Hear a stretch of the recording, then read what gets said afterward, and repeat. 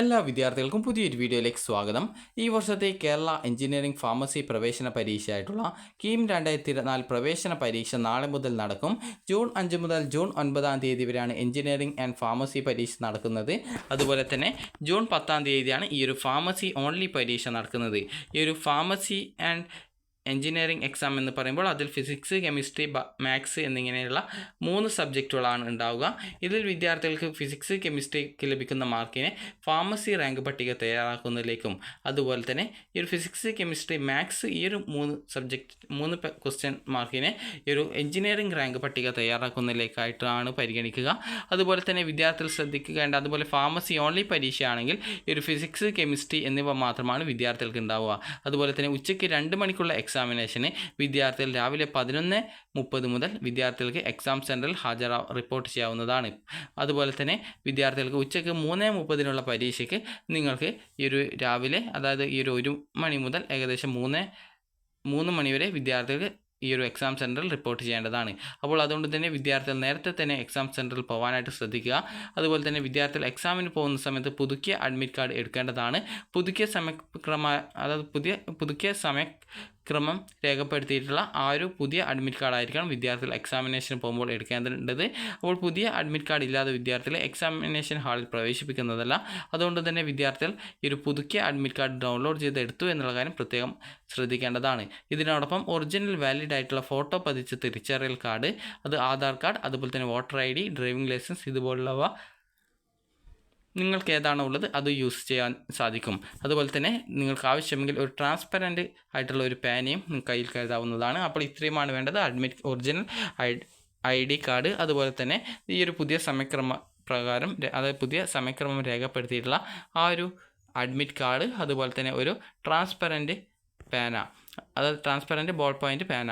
അപ്പോൾ ഇത്രയുമാണ് നിങ്ങൾക്ക് എക്സാമിനേഷന് പോകുന്ന സമയത്ത് ആവശ്യമായിട്ടുള്ളത്. അപ്പോൾ വിദ്യാർത്ഥികൾ ശ്രദ്ധിക്കേണ്ട പ്രധാനപ്പെട്ട കാര്യം എന്ന് പറയുന്നത്, എഞ്ചിനീയറിംഗ് റാങ്ക് ലിസ്റ്റ് തയ്യാറാക്കുന്നത് വിദ്യാർത്ഥികളുടെ ഈ ഒരു കീമിൻ്റെ മാർക്കും അതുപോലെ തന്നെ നിങ്ങളുടെ +2ൻ്റെ ഫിസിക്സ്, കെമിസ്ട്രി, മാത്സ് എന്നിവയ്ക്ക് +2ന് മാത്രം ലഭിച്ച ആ ഒരു മാർക്കും, ഈ ഒരു അതായത് കീമിൻ്റെ മാർക്കും +2ൻ്റെ മാർക്കും 50-50 അനുപാതത്തിലാണ് പരിഗണിക്കുക. അപ്പോൾ വിദ്യാർത്ഥികൾക്ക് ഈ ഒരു കീമിൻ്റെ മാർക്ക് വരുന്നത് ഈ ഒരു ഫിസിക്സ് പരീക്ഷ, അതായത് ഫിസിക്സിൻ്റെ ക്വസ്റ്റ്യൻ 45 ക്വസ്റ്റ്യൻ ഉണ്ടാവുക. അതുപോലെ തന്നെ കെമിസ്ട്രിയുടേത് 30, മാത്സിൻ്റേത് 75.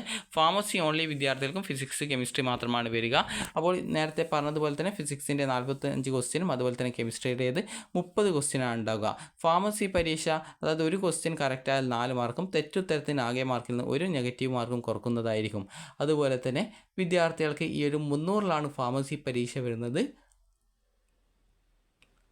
അതുകൊണ്ട് തന്നെ വിദ്യാർത്ഥികൾ ഒരു 250 മാർക്കെങ്കിലും വായിക്കാനായിട്ട് ഈ ഒരു ഫിസിക്സ്, കെമിസ്ട്രി എന്നിവയ്ക്ക് 300-ൽ നിങ്ങൾ ഒരു 250 വായിക്കാനായിട്ട് ശ്രദ്ധിക്കുക.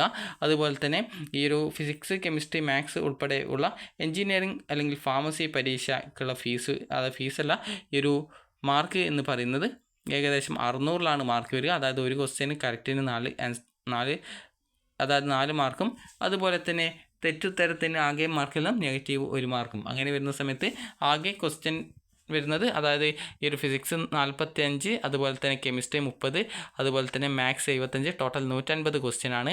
അപ്പോൾ ടോട്ടൽ മാർക്ക് 600-ലാണ് വരിക. അപ്പോൾ 600-ൽ ലഭിക്കുന്ന മാർക്കിനെ നോർമലൈസ് ചെയ്യും 300-ലേക്ക്.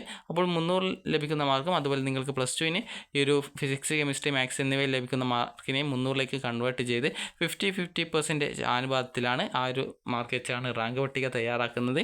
അപ്പോൾ വിദ്യാർത്ഥികൾ ശ്രദ്ധിക്കേണ്ട പ്രധാനപ്പെട്ട കാര്യം, ഈ ഒരു എഞ്ചിനീയറിംഗ് പരീക്ഷയിൽ അങ്ങനെയെങ്കിൽ നിങ്ങൾ ഈ ഒരു 10 നോർമലൈസ്ഡ് മാർക്കാണ് എലിജിബിലിറ്റി ആവാനായിട്ട് വേണ്ടത്.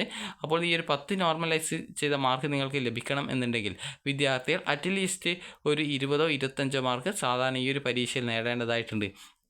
നിങ്ങൾ ശ്രദ്ധിക്കേണ്ട പ്രധാനപ്പെട്ട കാര്യം, ഒരു 500-ന് മുകളിൽ ഈ ഒരു പരീക്ഷയിൽ മാർക്ക് വാങ്ങിക്കാനായിട്ട് ശ്രദ്ധിക്കുക. കാരണം കൂടുതൽ മാർക്ക് ലഭിക്കുന്നതിനനുസരിച്ചാണ് വിദ്യാർത്ഥികൾക്ക് കൂടുതൽ അഡ്മിഷൻ സാധ്യത ഉള്ളത്.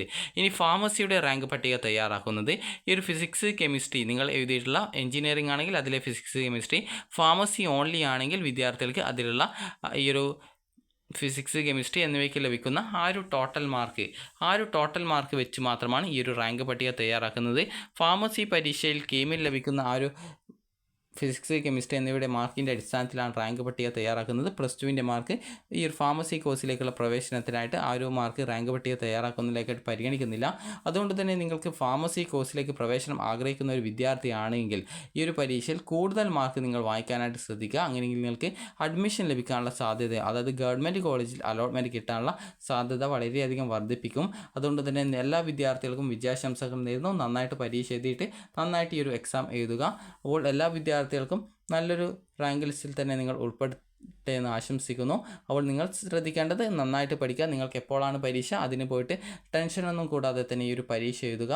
അപ്പോൾ നിങ്ങൾക്ക് ഈ ഒരു വീഡിയോ ഉപകാരപ്രദമായിട്ടുണ്ടെങ്കിൽ ലൈക്ക് ചെയ്യുക, ഷെയർ ചെയ്യുക. Thank you for watching.